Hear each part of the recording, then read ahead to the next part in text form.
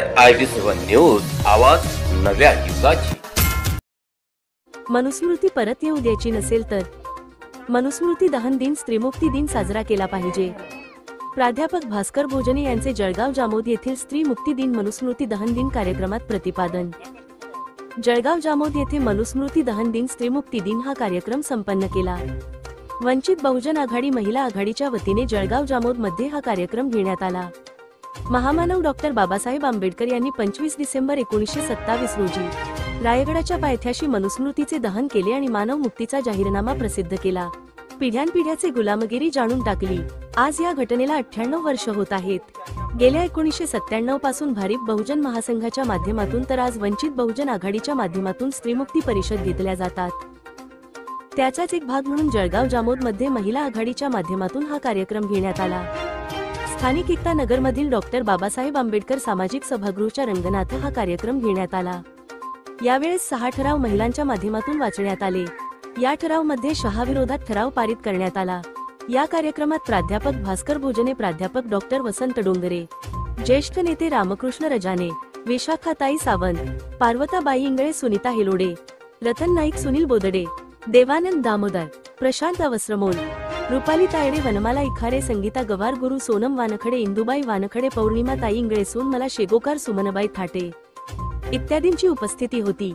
या कार्यक्रमाचे सूत्रसंचालन मंगलाताई पारवे यांनी केले।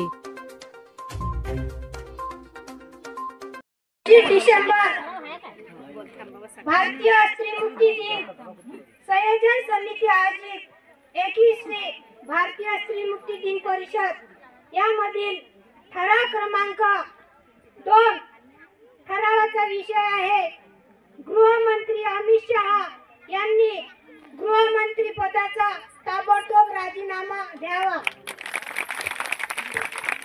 देशाचे गृहमंत्री अमित शहा यांनी संसदेमध्ये भारतीय संविधानाचे निर्माते डॉक्टर बाबासाहेब आंबेडकर यांच्याबद्दल अवमानकारक वक्तव्य केलेले आहे।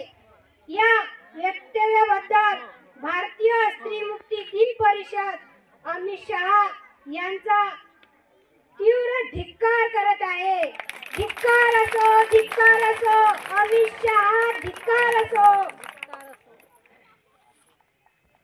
अमित शहा यांनी गृहमंत्री पदाचा राजीनामा द्यावा अशी भारतीय स्त्री मुक्ती दिनानिमित्त वंचित बहुजन महिला आघाडीतर्फे मागणी करत आहोत।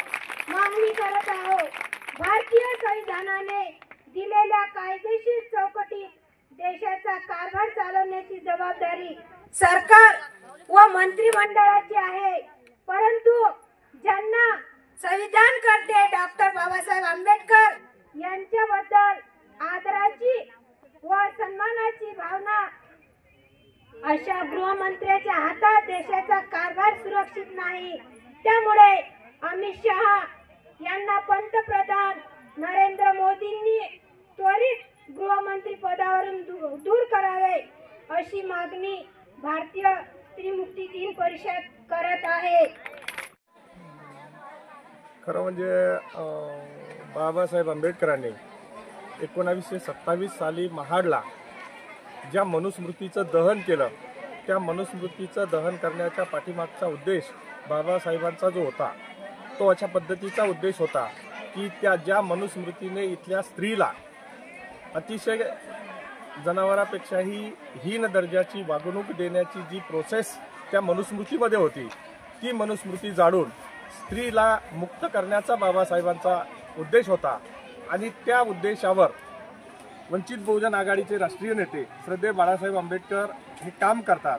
आणि म्हणून भारिप बहुजन महासंघ असताना 1997 सालापासून भारिप बहुजन महासंघाने संपूर्ण महाराष्ट्राच्या कानाकोपऱ्यात स्त्री मुक्ती परिषदा राज्यस्तरावर आयोजित करण्याचा एक कार्यक्रम आयोजित केला।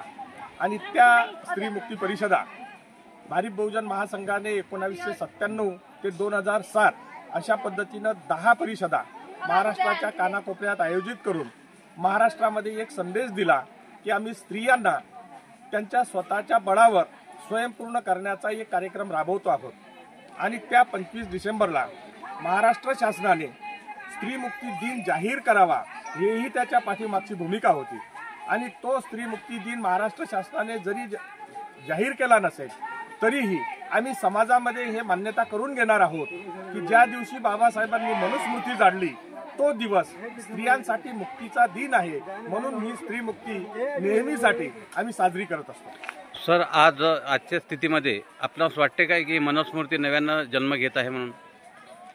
आज रोजी देशामध्ये जो पक्ष सत्तेत आहे आणि त्या पक्षाची जी मातृ संघटना आहे त्यांचा अजेंडा हा परत मनुस्मृती लागू करण्याचाच अजेंडा आहे. त्याचंच दुसरं नाव त्यांनी हिंदू राष्ट्र असं बदलवून घेतलेलं आहे. म्हणजे त्यांना जे हिंदू राष्ट्र निर्माण करायचं आहे त्या हिंदू राष्ट्रामध्ये त्यांना हेगडेवारांनी मांडलेलं सूत्र म्हणजेच मनुस्मृतीमध्ये अभिप्रेत असलेली समाज व्यवस्था त्यांना लागू करायची आहे. म्हणून या स्त्रीमुक्ती दिनाच्या निमित्ताने आम्ही संपूर्ण देशातील संविधानवादी जनतेला ही एक हाक देतो आहोत की मनुस्मृती परत येऊ द्यायची नसेल तर हा स्त्रीमुक्ती दिन मोठ्या प्रमाणात साजरा केला गेला पाहिजे.